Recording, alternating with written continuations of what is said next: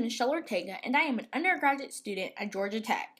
Today we will dive into one of the many illustrations on Visual Haggard, a digital archive of the illustrations present in the novels by the British author H. Rider Haggard.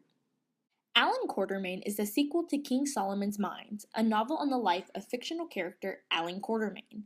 After losing his only son and having already lost his wife years before, Quatermain alongside Sir Henry Curtis and Captain John Good decide to continue their explorations of the African continent. After all, they live for the thrill of adventure. This illustration is titled One More Stroke, Only One.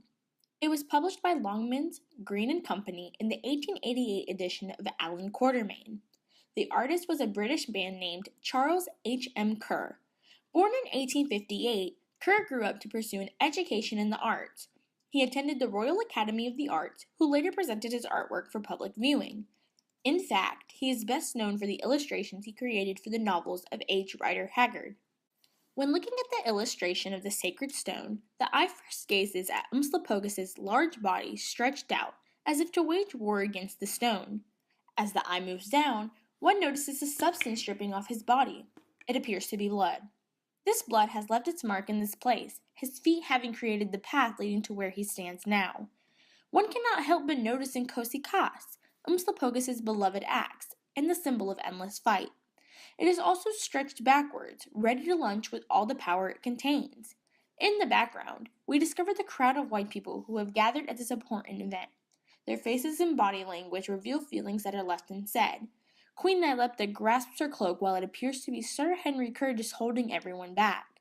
We can almost feel the astonishment and fear that fills the room.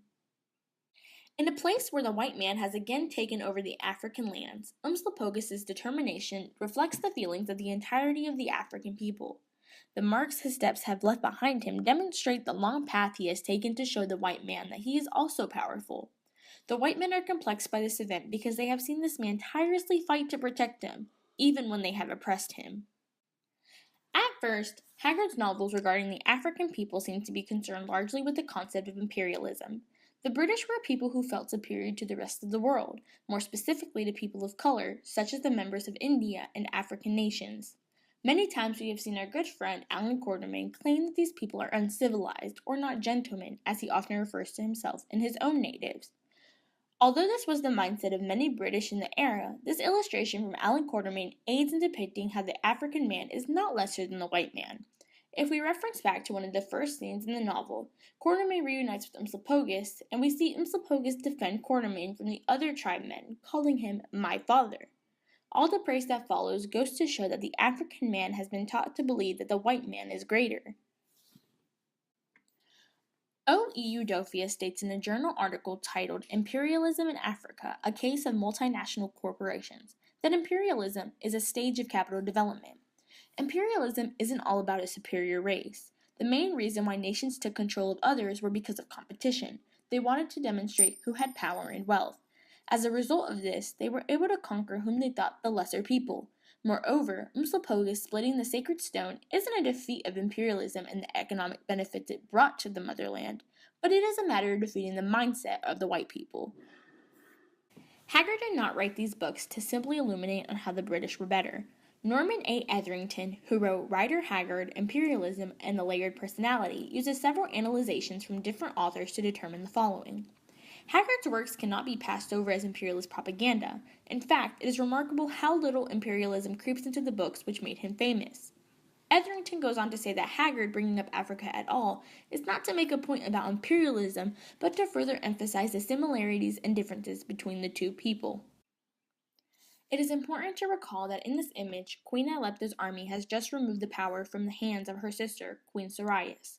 Although this tribe is in Africa, these people stand out because they are white-skinned. There are not many people in this specific tribe that resemble Umslopogaas physically. Even here within Africa, we find ourselves in a place where people think that they are superior to those like Umslopogaas. What Umslopogaas is doing in this very moment is fulfilling an ancient prophecy in the kingdom of Zuvendis, the prophecy stating, a stranger king rules the kingdom. The faces on the white people demonstrate utter disbelief. It could be because the man just came out of fighting in a fatal war and is now using his last breath to split an inanimate object. But what about the fact that the stranger king does not look the same as the rest of the rulers there? It could be said that these people are shocked because when the odds are against the black man in his native land, he still rises up. This leads to feelings of intimidation. All the white man ever wanted was to be superior. However, when he is on top and feels superior, he once again finds himself in the predicament that he has underestimated the people who are actually a very worthy opponent.